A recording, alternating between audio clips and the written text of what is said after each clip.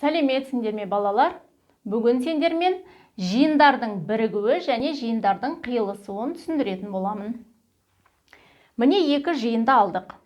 А жиыны және Б жиыны. А жиынын жұп сандар жиыны деп алдық. Б жиынын екі таңбалы сандар жиыны. Енді осының ішіндегі элементтерін жазайық.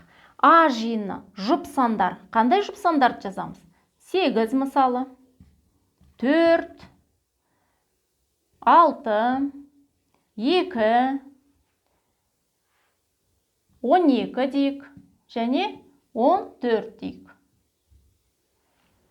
Келесі, екі таңбалы сандар жиынына элементтері екі таңбалы сандар жиыны, мысалы 10-нан басталады. 10, 12 дейік, 13 дейік, тағы да 15 болсын, 18 болсын. Жақсы. Енді біз екі жиынға да ортақ элементті табуымыз керек. Алдымен екі жиынға да ортақ элемент. Қандай элемент ортақ? 12. 12 А жиынында да бар, 12 Б жиынында да бар. Басқа ортақ жиындар жоқ екен. Енді бұны біз ортақ жиынды мынау ортаға жазамыз.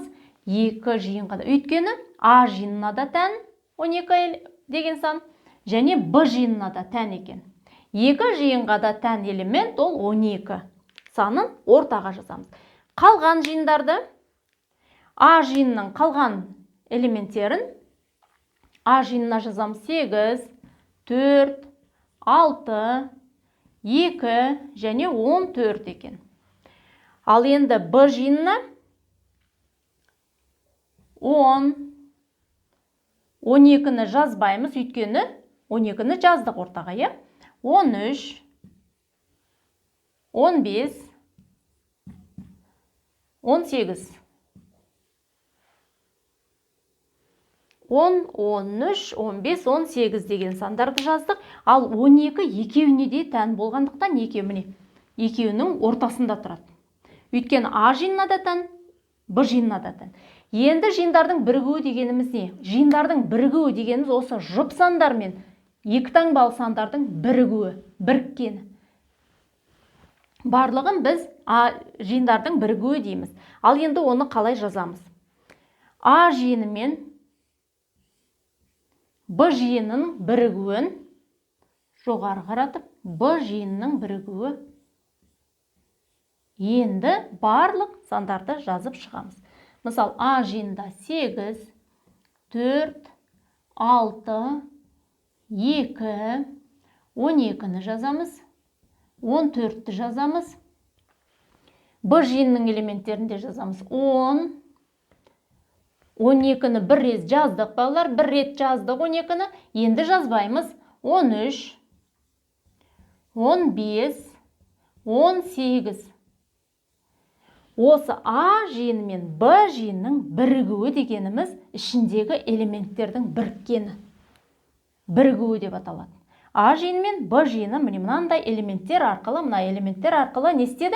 Бірікті деген сөз. Ал енді жиындардың қиылысуы дегеніміз не? Жиындардың қиылысуы дегеніміз, мысалы, тағы да екі жиынды алдық. Д жиыны және Е жиынын алдық. Енді бұларға элементтер ойлайық. Мысалы, қандай элементтер алсақ болады? Кез келген.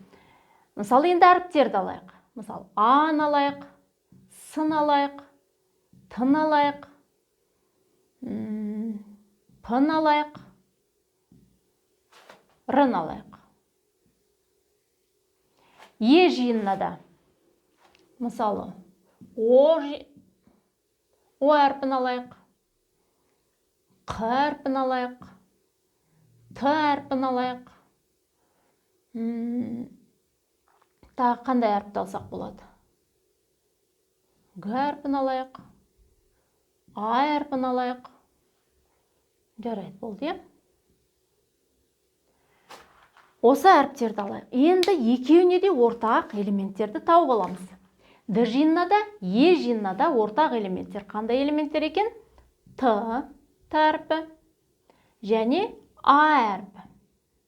Екі жиынға да ортақ. Оны біз қайда жазамыз? Мына ортаға жазамыз. Өйткені бұл екеуіне де ортақ жиындар. Екеуіне де ортақ элемент.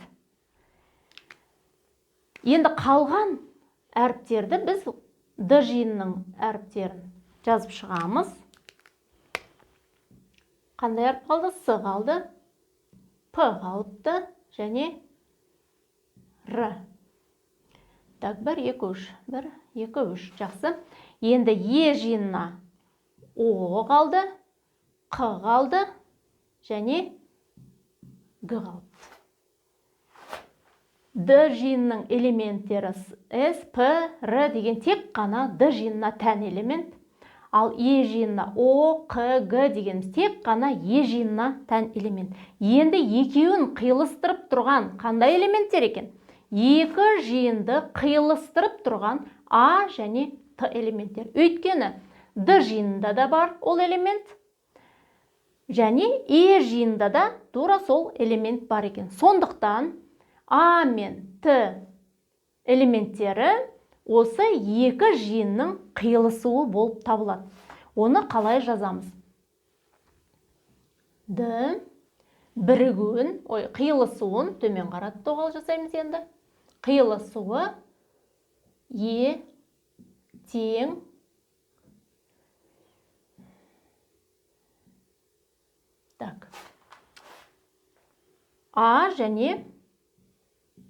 А және Т элементтері. А және Т элементтері Д мен Е жиынның қиылысуы болып табылады. Тек қана А мен Т-ны жазамыз. Бұл Д мен Е жиынның қиылысуы деп аталады. Өйткені екеуіне де тән. Осы екі әріп оларды не істеп тұр? Қиылыстырып тұр. Егер мына екі жиын болмаса, әрқайсысы басқа-басқа әріптер болатын болса, онда бұл жиындар қиылыспайды деген сөз бос жиын болып қалады. Оны тағы да түсіндіретін боламын.